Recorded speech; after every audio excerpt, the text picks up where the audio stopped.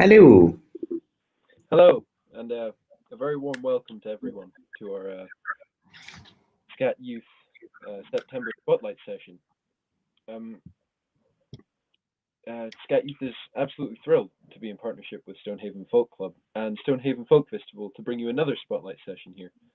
Um, as always, we love to see where everyone's watching from, so please send us a little comment to say hello.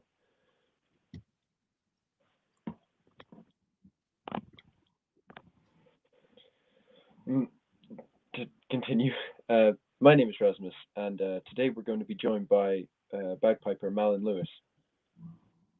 Hi, Malin. How are you doing? I'm good, thanks. How are you? Yeah, really good.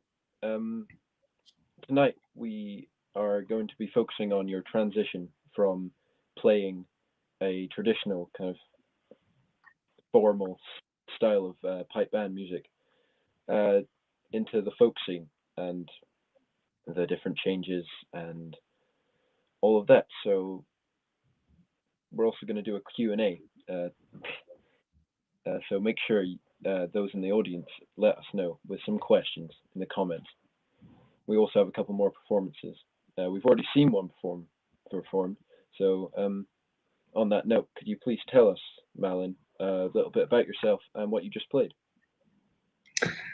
Hi there. So my name's Malin Lewis, and I am a piper and fiddler. I grew up on the west coast of Scotland, and I started off playing lots of pipe band kind of music. And then I sort of got more and more interested in folk music with guitars and things and small pipes and fiddles and whistles, and just got more and more into that. And then eventually it led on to composing and things. And what you heard just there was a tune called The Old Inn, which I wrote for a pub which is in the Isle of Skye. And it's right beside where Laura, who organises SC&T Youth, is from. So that was a wee bit of local tune for you. Cool. Just on that note, could we hear another piece from you? And maybe tell us what that tune is that you're going to play. Yeah, so I guess this jumps ahead to the end product of what where I am with music, and these are a couple of tunes that are quite obscure. I guess they come at the end of a kind of journey of music for me, and so the first one is in 11/8, and so the rhythm, instead of being like a regular rhythm, it goes 1 2 1 2 1 2 3 1 2 1 2. And so that's a Bulgarian rhythm, and that's very different to what we're used to, but it's amazing music. And so it's sort of inspired by that. And then there's another tune after that that's in 7/8, which is 1 2 1 2 1 2 3, and then it repeats like that. So they're kind of strange, but they're actually in the style of traditional folk dances from Bulgaria.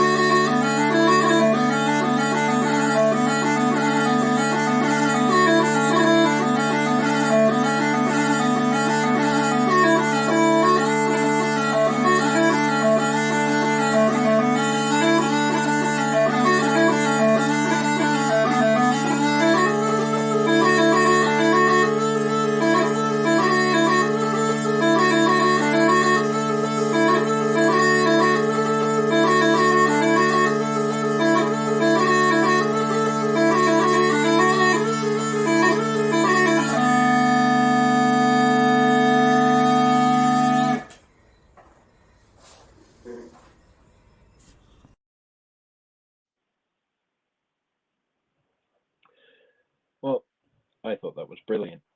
I think there's just a little bit of technical difficulty. So on that note, I'll just read out some comments from our lovely listeners. We have Betty Davidson from Montrose. Hello, I hope you're enjoying it. And Senga McDonald from Berghead. Hello. Hope Hello. you're enjoying it. Hello, is everything all right? All good. Okay, cool. I just want to say that I thought that was brilliant. Thank you very much. Really, the experiment with the time signature and all that. But Nice, thank you. to move on, the main question that we were going to ask you tonight was about your experience, the transition from traditional piping into the folk scene. So would you like to give us a bit of insight into your journey? Yeah, so thank you very much for asking. This is a thing that I've been very interested in for a long time. It's something that's been ever evolving for me, and it's exciting to tell you about it today. So I'm going to very quickly take you back to a couple of 100 years ago, and we're going to very quickly get to the modern day. So back in the olden days, maybe in the mid 1700s, 1800s, you didn't have pipe bands. Piping was a much more kind of solo tradition, and big rich families in the Highlands and things would have their own piper. And then eventually around 1850, bagpipers started coming together and playing in competitions. And then eventually towards the late 1800s, you got pipe bands where they put lots of bagpipers together and they would all play all at once. And there was drums as well that got added, and you got this amazing sound of lots of people. And then it became a military thing where they started using bagpipes in the army because they decided that they were really scary and ferocious, especially when you get lots of them together marching and things. And then pipe bands sort of evolved, so they were a military thing. And then later on, they started becoming, you got pipe band competitions. And these competitions were where you got lots of different bands from different areas competing and then coming together to see who was the best. And that's remained pretty much the same until the present day. And so there's pretty much pipe bands in all bits of Scotland, and there's pipe bands all over the world. A fun fact is that there's more pipe bands in the state of New York than there is in the whole of Scotland. So that shows you how popular pipe bands are throughout the whole world. And then that's how I got into piping it, basically. There was a pipe teacher in my primary school, Ian Rory Finlayson, and he also ran the Skye Youth Pipe Band. And so I started at Chanter when I was 8 years old, and I went through a kind of a traditional, normal sort of piping upbringing.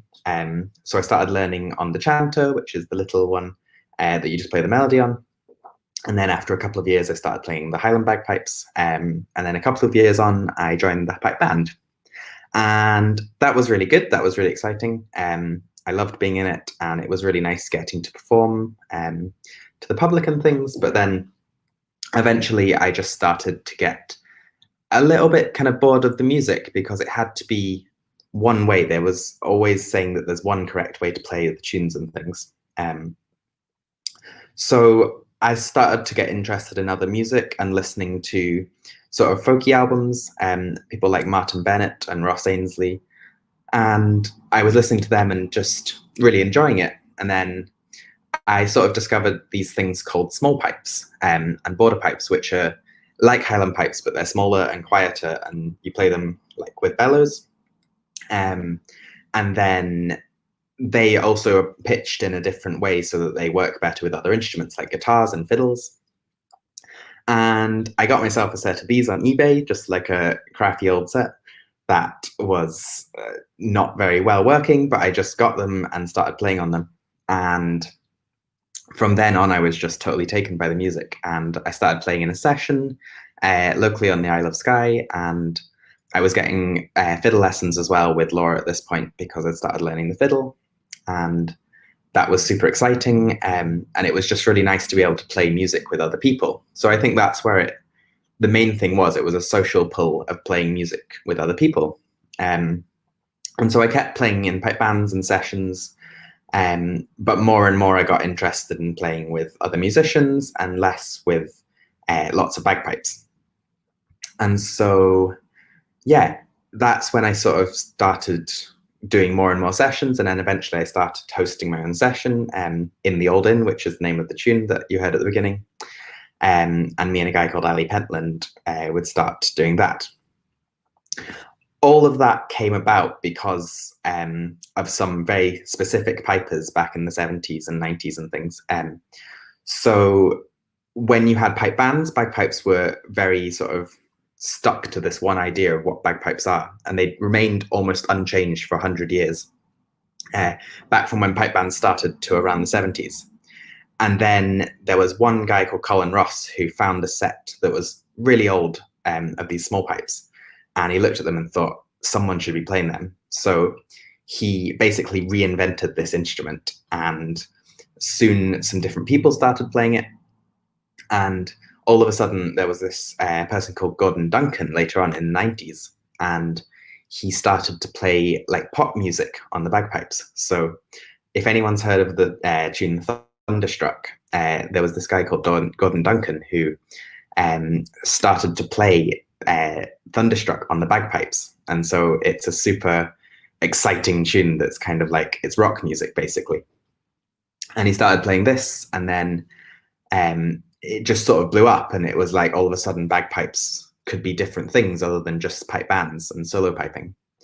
And then there was another person called Martin Bennett, who was a young person and started to put bagpipes into club music. So Martin would go to lots of clubs in Glasgow and Edinburgh, like very dancey clubs, and then just loved that music, and then was also a bagpiper and put the two together. And in the 90s, that set off just this massive wave of bagpipes being involved in dance music and popular music. And nowadays, you get lots of bands like Nightworks and Scary Vor and Tidelines that I'm sure you've heard of. But there's a whole host of different bands that do so many different types of music. And so that's kind of 20, 30 years on that I'm around doing that. And it's kind of because of those people that I can now play bagpipes in the way that I do. So I ended up getting really excited about these small pipes and got really interested in them, and then started writing my own music on them. And because they're kind of more adaptable, started learning musics of different cultures. So particularly music from Galicia, which is the northern part of Spain, Bulgaria, which is down at the southeast Europe, and then also up in Finland is another place that I love the music from. And some people don't know, but there's bagpipe cultures from all over the world. And they've all got their own distinct styles, but they're all at the heart of it, there's bagpipes. So I've kind of just become obsessed with trying to mimic these different styles from all over the world and put them into my own playing, and to try and mimic those different grace notes and individual styles of people onto my own playing. And for me, it's just a really exciting personal experience because I'm getting to do things that nobody's telling me how to do it. And that, I think, is the main contrast between what I do now and what I started off doing with pipe bands. When I was playing in pipe bands, it felt very like the music was just mine to copy, and I was just playing other people's music. And then once I started playing in folk bands and things, I just realized that I could make the music my own. And I guess that then is the most sort of important thing about playing folk music for me. It's a form of self-expression, and it's just really fun and creative to be able to create something new and say, this is my music. So thank you very much, and it'd be lovely to have some questions and we can chat more about this. Thank you. That was really interesting. Lots of information there. It's really good. I think it's almost time for our Q&A. So for all of those watching from home, feel free to put a question in the chat, and then we can ask Malin any burning questions that you want to ask this amazing musician. So I'll just give you guys a second if you want to a question or two. There is one here from Ray, which is, can you ask Malin what their favorite time signature is and why? Malin, do you want to answer? Yeah, so as much as I love things like 5, 7, and 11, that you get a lot over in the east of Europe, my absolute favorite time signature is 3/4.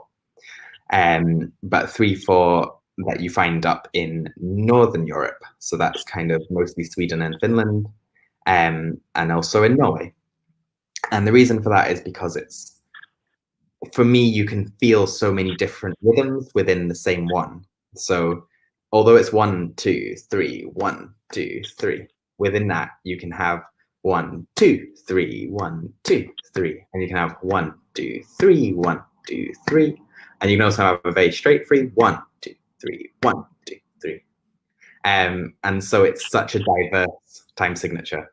And you can also easily put 4/4 over the top of it, or 3/2, which is like 3 beats of it. So you've got 1, 2, 3, 1, 2, 3, dum, dum, dum, ga-dum, dum, ga-dum, dum. So you get this like really cool polyrhythm, which when you're tune writing and when you're arranging music with other instruments, it's really fun to play with because you can experiment with these different polyrhythms that polyrhythms when one rhythm interacts with another one and you sort of merge them together. So for me, it's the most sociable time signature. That's very well justified. Just I think one more question from the audience. This is from Frida Kasani from Manchester, who's asking, what aided you in being able to modernize your way of musical creativity, especially with such strictly traditional instruments? So, like I said about people like Gordon Duncan and Martin Bennett, in many ways they paved the way for me. So I was kind of picking up old knowledge, but then also doing some new things. So first of all, just creating your own grace notes and getting the music off the page. So lots of pipe band music, for example, is very prescriptive. It's written down on a page and there's exactly the notes to play. And I mean exactly the notes to play. You can have literally 1,000 grace notes in one tune and every single one of them is accounted for. So first of all, just getting rid of grace notes written on a page and just making up your own, or just seeing the individual dots on the page. So no grace notes. And then that's just already exciting because you can start inventing and you start giving yourself sort of musical freedom. Another one is like developing the instrument itself. So I think, Rasmus, you're going to ask me a little bit about the pipe making in a minute. But I'll try not to say too much about that. But basically finding the instrument and going, what more can it do? Like asking more of your instrument. And for example, on the Highland pipes, that can mean things like cross fingerings. So normally you'd have that for a C sharp, and you think the pipes only has 9 notes. But in between the 9 notes, there's a whole chromatic scale. So there's a C natural, which sounds really dark and minor against the A drone. And so experimenting with things like that, it opens up a whole new scope of possibilities. And basically just a lot of time playing around with the actual sound of the instrument itself. But I'll touch on this more when if we chat about pipe making and things. Thanks for the question. That was a good answer. I think we're going to move on from audience questions, and I do have a few questions for you. So that first of all, now that you've talked about your transition from traditional bagpipe playing to folk, is there anything you want to say to the young musicians who may have an interest in the folk scene or also maybe stuck in a similar situation as what you were in? Any tips or advice? So my first one would just be go and listen to different things. That can be different styles of folk music, but also different styles of music. Because something that's been an overriding sort of question in my head that I channeled my music through is I've been fascinated by the unknown. So if there's something I don't understand, then I'm drawn to it. So in that way, I played in pipe bands, and then I heard folk music, and I didn't understand what they were playing, what these grace notes were, what these different time signatures were. And I got interested in it. So I would say go and listen to different types of music, different styles, and if something interests you, pursue it. And then I would say make music your own. You don't have to play like someone else. You can take inspiration from people, but whatever it is you want to do, find your own voice. And that's something that I think people can do forever. I'm still doing it. I know many of the older amazing musicians that I know and teachers that I know are also still on their journey of sort of finding their own voice or style. But I would say don't let anyone tell you what kind of right and wrong. If something is interesting, follow it and go for it. And try it on your instrument. Just because you play the bagpipes, for example, doesn't mean you can't play rock music. You can't play pop music. You can't play dance music. You know, it's been done, and maybe nobody's done it before you, but there's always time to be the first. Well, I hope all you young and older musicians out there are listening to Malin, because this is some seriously good advice. So on to my next question, which we did touch on already earlier, which is the fact that I don't think many people know that you actually make your own bagpipes as well. So do you want to tell us a bit about that? Sure. So when I was about 14 years old, this was a very shaping part of my kind of musical journey. Well, ever since I started playing the Chanter, I was kind of fascinated by how sound was made. So we start on a little practice chanter that is made up of 3 pieces. You've got the finger stick, basically, that is the chanter with the holes in it.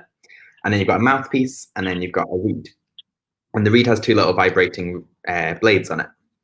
And ever since I started playing, I was just obsessed with how 2 little tiny blades this big make a noise. I understand that they vibrate really fast, but how does that make a musical note? And so I started getting sticks and just drilling holes in them and putting reeds in them, and they sounded horrific. But eventually I got in touch with a wood turner who sort of taught me the skills of how to do it on a lathe and things, and I made my own set of bagpipes. And then fast forward 3 years, I think, I met somebody called Donald Lindsay who invented a new kind of bagpipe and 3D printed a set of small pipes that has 2 octaves. So the bore goes down and then it comes back up, and you've got holes on the back, and you use every single finger. So you use all your pinkies and thumbs. And this, for me, I thought it was a gimmick at first, but I got in touch with him and was like, can I try it out? And then met up with him and tried it. And I was like, this is amazing. This is so exciting.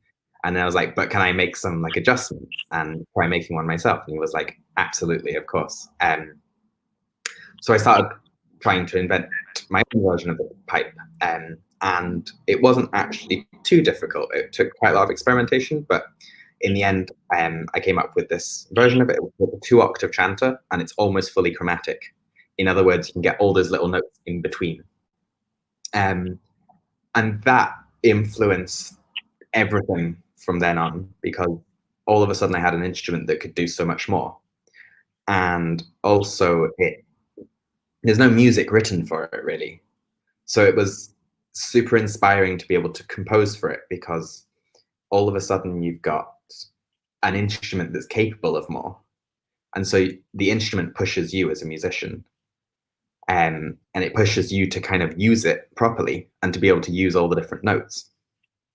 So that very much shaped everything that I did after that, and shaped getting my own voice, because it was genuinely something that nobody had really done before. So it was kind of easier to find my voice in that sense. It also made it much easier to play music from these other cultures because of the different scales you could get on it. So for example, when we do music in school and things, you often hear this like different kind of scales, and one of them is described as the like Egyptian scale, which is maybe a slightly dodgy description of it. But it is that kind of thing that you think of as like pyramids and music that you would hear when you see that image. But those scales are very much from like Eastern Europe and all down through that part of the world, down to Syria and things. And so they use that, and because this instrument had those capabilities, it made that music more accessible. But back to what I was saying before, it's about pushing your instrument to its limits and seeing what it can do. Okay, well, thank you for that answer. That even I didn't know that you could get pipes that went up 2 octaves. For my third question, I think I'd like to touch now on live music, much to the standard of tonight. Out of all your experiences playing with other musicians all over the place, were there any that really stood out to you? Ooh, that's a good question that I wasn't prepared for. But there's been a few times, and I think I can try and briefly touch on all of them. For me, music making is a very personal thing. And so the performances that have meant the most, I don't think are necessarily the biggest or most glamorous ones with the biggest audience. I would say some of the most musically rewarding things that I've ever done have been with like one other person very late at night or something, just improvising together or just playing tunes together. There's a Fiddle Week on Sky that Alistair Fraser hosts, and it's a wonderful place where people kind of just come together and make music for a week. And I've had lots of amazing experiences there, kind of just playing at sessions. Another one is just the session in the Old Inn that used to play with Lauren and things, and Ali Pentland. Although they're kind of just in a pub and, you know, anyone can come and it's people are chatting, some of the best musical experiences I've ever had are just playing music in a really intimate space. One other that comes to mind just now is a gig that I did with a sound artist called Jason Singh. He's a beatboxer and sound artist, and he's based in Manchester, or at least he was when we did this. And he does lots of different projects and makes sound with his mouth, and he can make bird noises, and he can make it sound like it's traveling from one side of the room to the other. But for this project, he was attaching sensors to plants. So he was getting little electrical pads and attaching them to the leaves of plants. I like that my only prop that I've got tonight is a plant, not any instruments. I'm attaching sensors to plants and then converting the electrical signals that the plant emits into MIDI signals, and then putting those MIDI signals through a processing door on a computer, and then they emit signals that you can control. So we did this gig that was 1 hour, completely through composed of improvised music, and Jason would basically take the sounds from the plants and put them into a computer and then process them in different ways out the speakers. And then I basically just had the job of interacting with the plants. So that involved just taking my whistle, taking my fiddle, taking my pipe, and conversing, having a conversation with the plants live to an audience. And I think the most rewarding thing about that was that it felt like everyone was involved. It wasn't me just playing music and, you know, telling the audience to listen to me and enjoy it. It was like everyone was involved in this together because it was being created, and it was like having a conversation between the people. And also you can feed off the audience very much when it's like that. And it just felt very like everyone was breathing and moving together. So I think that was one of the most rewarding experiences of my musical life. Wow, that's so cool. Just, yeah, personally, I think that's really cool. For my final question, I'd just like to ask if you have anything in mind going forward. Have you got any plans or aspirations for the future? Plenty, yes. So my main one is to kind of keep developing this chanter, and keep seeing what I can make out of it and push it, because I've only been playing it basically 3.5 years or something. And so I have to keep reminding myself that, like, I'm only as good at it as I am any instrument that I sort of picked up and only started playing for 3.5 years. And because it's a bagpipe, I'm kind of expecting myself to be better at it, but there's so much to explore on it.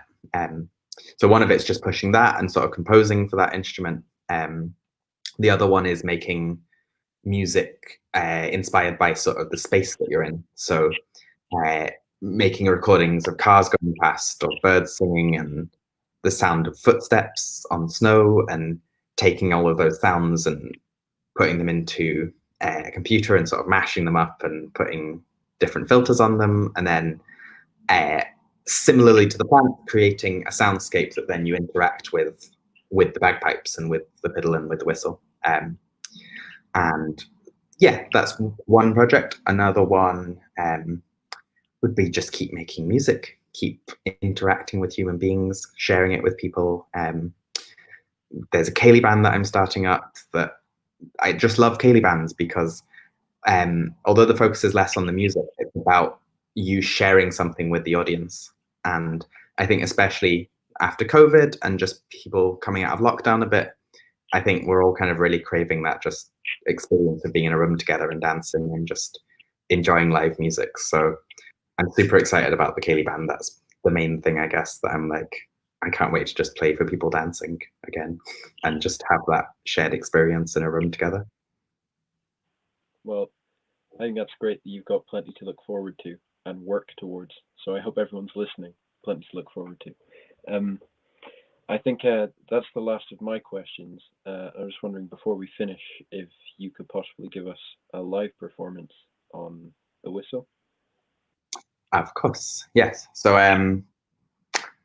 yeah, I think I have my whistle here.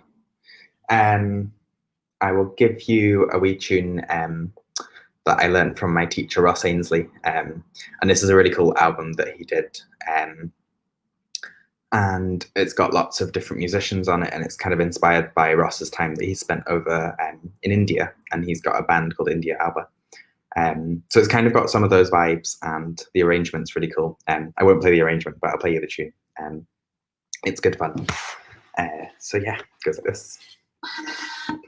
I think it's also worth saying the whistle was another big part of transitioning from bagpipes to kind of folk music, because like we've kind of touched on, the bagpipes do have some limitations, and the whistle has a lot more possibilities.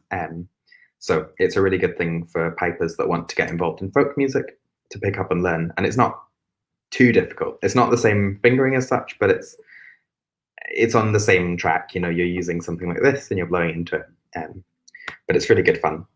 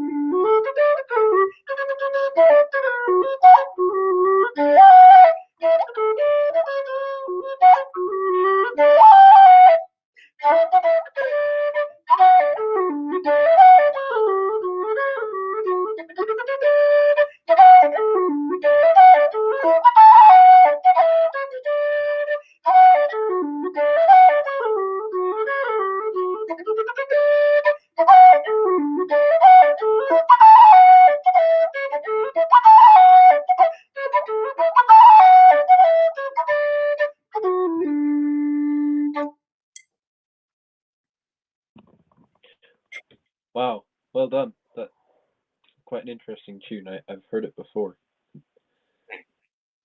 So thanks for playing live for us in the audience. Really enjoyed that. I think on that note, no pun intended. That was all great. All the questions, answers, and the performing. But unfortunately, it's time for us to say goodbye for the night. So thank you very much, Malin, for joining me tonight. And Thanks to our lovely viewers for joining us too. I hope you all enjoyed and all learned something new. I sure did. And we'll be back on Saturday, the 16th of October for our next Spotlight session. So thanks everyone for watching, and I hope you have a great evening. Goodbye.